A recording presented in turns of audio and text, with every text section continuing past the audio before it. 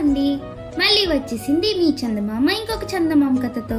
ఈరోజు మనం చెప్పుకునే ఆ చందమామ కథ పేరేంటంటే వెర్రి వెంకి.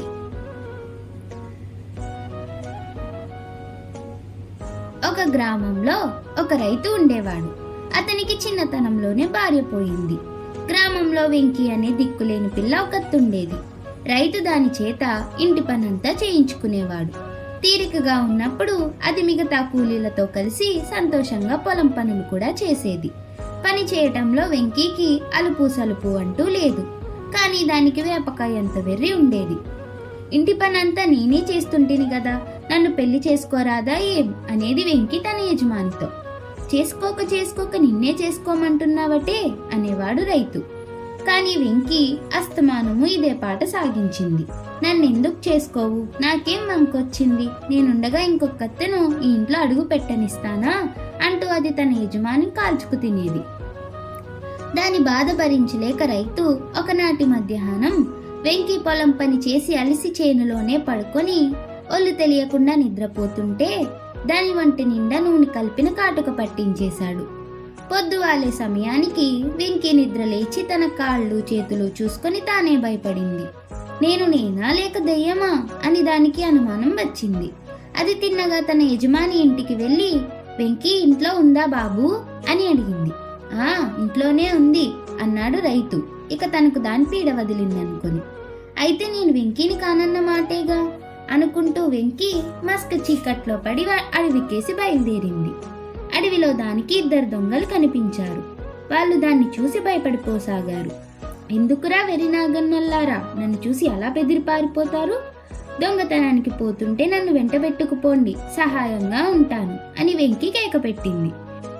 పిశాచి తమ వెంట ఉండడం కూడా ఒక విధంగా మంచిదేననుకొని దొంగలు భయపడటం మాని వెంకి దగ్గరికి వచ్చారు.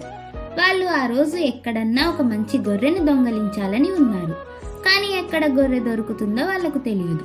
అదంతా నాకు వదిలిపెట్టండి, కటిక చీకట్లో కూడా గొర్రెల కొట్టానికి పోగలను అన్నది వెంకి. దొంగలు సంతోషించి వెంకి వెంట వచ్చారు. దొంగలను బయట ఉండమని వెంకి కొట్టం ప్రవేశించింది.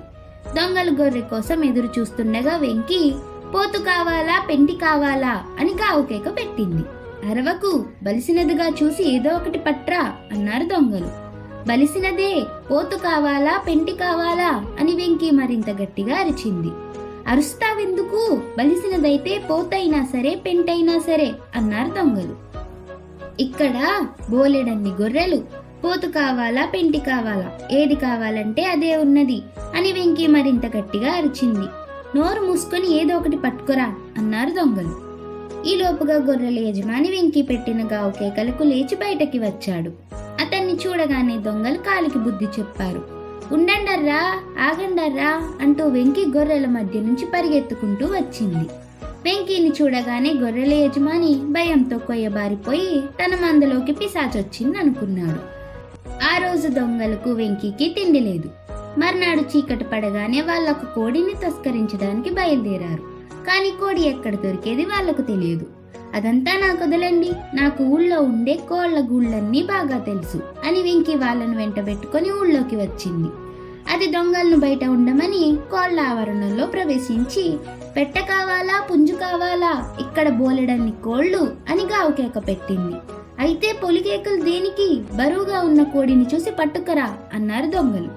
అదే పెట్ట కావాలా పుంజు కావాలా అని వెంకి మళ్ళీ గావుకేక పెట్టింది. కేకలు పెట్టక వాటమైన కోడినొక దాన్ని చూసి తీసుకురా అన్నారు దొంగలు. అట్లా కాదు, పుంజు కావాలా పెట్ట కావాలా, ఇక్కడ బోలెడన్ని కోళ్లు అన్నది వెంకి. ఈ కేకలకు కోళ్లన్నీ లేచి అరవసాగాయి. కాపలావాడు లేచాడు. దొంగలు పరుగు లంకించుకున్నారు. ఆగండర్రా, బుద్ధి తక్కువ వాళ్ళారా, పుంజు కావాలంటే పుంజో పెట్ట కావాలంటే పెట్టో ఇచ్చేదాన్ని కదా, ఏది చెప్పకపోతిరే అంటూ వెంకి వాళ్ళ వెనక పరిగెత్తింది. వెంకీని చూస్తూనే కోళ్ల కాపలావాడు భయంతో విరుచుకు పడిపోయాడు. 2 రోజులుగా దొంగలు కనబడలేదు. ఊళ్ళోనేమో పిశాచం తిరుగుతుందన్న వార్త వ్యాపించి అందరూ హడలిపోయారు. 3వ రోజు నిశిరాత్రి దొంగలు ఒక గొర్రె దొరుకుతుందేమో చూడటానికి బయలుదేరారు. వెంకి వెంట వస్తానంటే వాళ్ళు వద్దని చెప్పేశారు. ఆ పిశాచాన్ని వెంటబెట్టుకుపోతే తమకు ఆకలి చావు తప్పదని దొంగలకు తోచిపోయింది. వెంకీకి కూడా ఆకలి దహించుకుపోతున్నది. అందుచేత అది ఊరి బయట ఉన్న ఒక పొలానికి వెళ్ళి అక్కడ చిలగడ దుంపలు పీకి ఆవురావురమని తినసాగింది. పొలంలోనే గుడిసె వేసుకుని ఉన్న పొలందారు ఒక రాత్రి వేళ బయటికి వచ్చి చిలకడ దుంపలు పీక్కు తింటున్న వెంకీని చూసి దెయ్యం అనుకుని అప్పటికప్పుడే భూత వైద్యుడి ఇంటికి పరిగెత్తాడు. భూత వైద్యుడు నిద్ర లేచి పై పంచె వేసుకుని పొలందారు వెంట బయలుదేరాడు. పొలంలోకి రావాలంటే దారిలో రొంపి అడ్డున్నది. భూత వైద్యుడు రొంపిలో దిగి నడవనన్నాడు. నేను నిన్నెత్తుకొని రొంపి దాటిస్తా, ఈ దెయ్యాన్ని నువ్వు వదలగొట్టకపోతే ఇక నేను ముష్టెత్తుకోవలసిందే అంటూ పొలందారు భూత వైద్యుడిని వీపున ఎత్తుకొని రంపులోకి దిగి నడవసాగాడు. పొలంలో నుంచి వెంకీ వాళ్ళని చూసి దొంగలనుకున్నది. వాళ్ళు గొర్రెను సంపాదించుకొస్తున్నారనుకొని బాగా కొవ్వినదేనా అని గట్టిగా అరిచింది. పొలందారు రక్తం గడ్డకట్టుకుపోయింది. కొవ్విందో కాదో నువ్వే చూసుకో మా తల్లి అంటూ వాడు భూత వైద్యుణ్ణి రొంపిలోకి తోసేసి కాలి సత్తువ కొద్దీ పారిపోయాడు. ఆ రాత్రి జరిగిన సమాచారం కూడా రైతుకు తెలిసింది. అతనికి వెంకీని చూసి జాలి వేసింది.